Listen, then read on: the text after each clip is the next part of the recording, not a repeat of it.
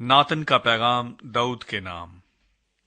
जब बादशाह अपने महल में रहने लगा और खुदावंद ने उसे उसकी चारों तरफ के सब दुश्मनों से आराम बख्शा, तो बादशाह ने नातन नबी से कहा, देख, मैं तो देवदार की लकड़ियों के घर में रहता हूँ, पर खुदा का संदूक पर्दों के अंदर रहता है।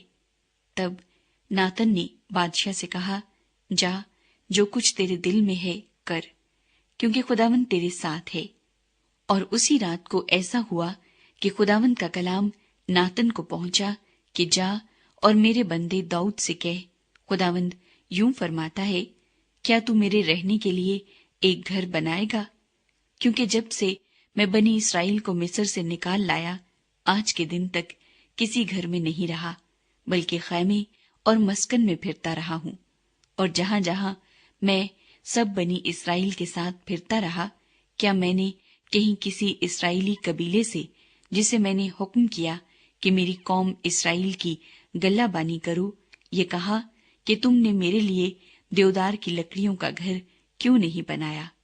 सो अब तू मेरे बंदे दाऊद से कह कि रब्बुल अफ़वाज यूं फरमाता है कि मैंने तुझे भेड़साले से, जहां तू भेड़ बकरियों के पीछे पीछे फिरता था, लिया, ताकि तू मेरी कौम इसराइल का पेशवा हो। और मैं जहां जहां तू गया तेरे साथ रहा, और तेरे सब दुश्मनों को तेरे सामने से काट डाला है।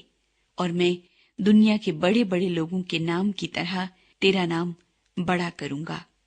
और मैं अपनी कौम इसराइल के लिए एक जगह मुकर्रर करूंगा, और वहां उनको जमाऊंगा, ताकि वो अपनी ही जगह बसें और फिर हटाए न जाएं।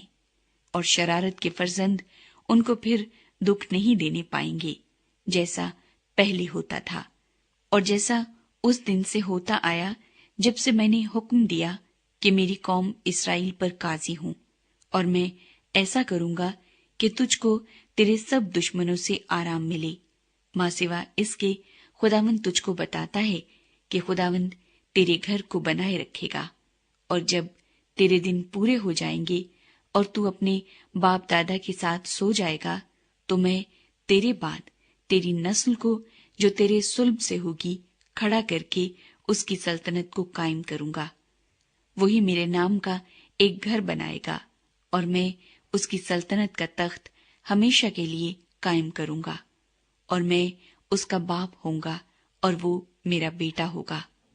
अगर वो खता करे तो मैं उसे आदमियों की लाठी और बनी आदम के ताजियानों से तंबीह करूंगा, पर मेरी रहमत उससे जुदा न होगी, जैसे मैंने उसे साउल से जुदा किया, जिसे मैंने तेरे आगे से दफा किया। और तेरा घर और तेरी सल्तनत सदा बनी रहेगी। तेरा तख्त हमेशा के लिए कायम किया जाएगा। जैसी ये सब बातें और ये सारी रोया थी, वैसा ही नातन ने दाऊद से कहा। दाऊद की दुआए शुक्राना।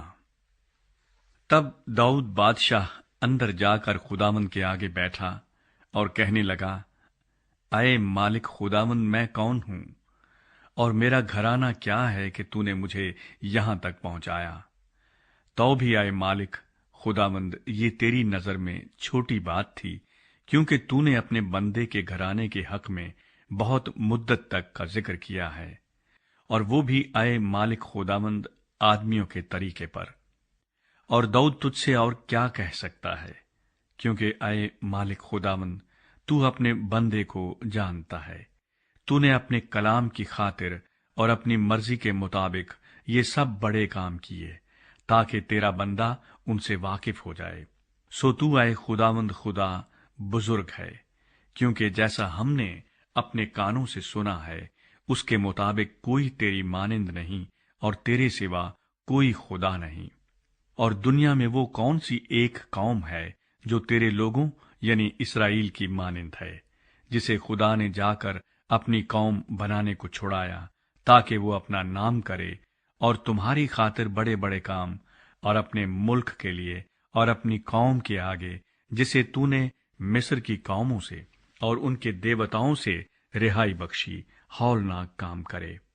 और तूने अपने लिए अपनी कौम बनी इसराइल को मुकर्रर किया, تاکہ وہ ہمیشہ کے لیے تیری قوم ٹھہرے، اور تو آپ اے خداوند ان کا خدا ہوا۔ اور اب تو اے خداوند خدا اس بات کو جو تو نے اپنے بندے اور اس کے گھرانے کے حق میں فرمائی ہے سدا کے لیے قائم کر دے، اور جیسا تو نے فرمایا ہے ویسا ہی کر، اور سدا یہ کہہ کر تیرے نام کی بڑائی کی جائے کہ رب الافواج اسرائیل کا خدا ہے، اور تیرے بندہ داؤد کا گھرانہ تیرے حضور قائم کیا جائے گا، کیونکہ تو نے اے رب الافواج اسرائیل کے خدا اپنے بندے پر ظاہر کیا اور فرمایا کہ میں تیرا گھرانہ بنائے رکھوں گا۔ اس لیے تیرے بندے کے دل میں یہ آیا کہ تیرے آگے یہ مناجات کرے۔ اور اے مالک خداوند تو خدا ہے، اور تیری باتیں سچی ہیں، اور تو نے اپنے بندے سے اس نیکی کا وعدہ کیا ہے، سو اب اپنے بندے کے گھرانے کو برکت دینا منظور کر، تاکہ وہ سدا تیرے روبرو پائیدار رہے، کہ تو ہی نے اے مالک خداوند یہ کہا ہے، اور تیری ہی برکت سے تیرے بندے کا گھرانہ سدا مبارک رہے۔ داؤد کی جنگ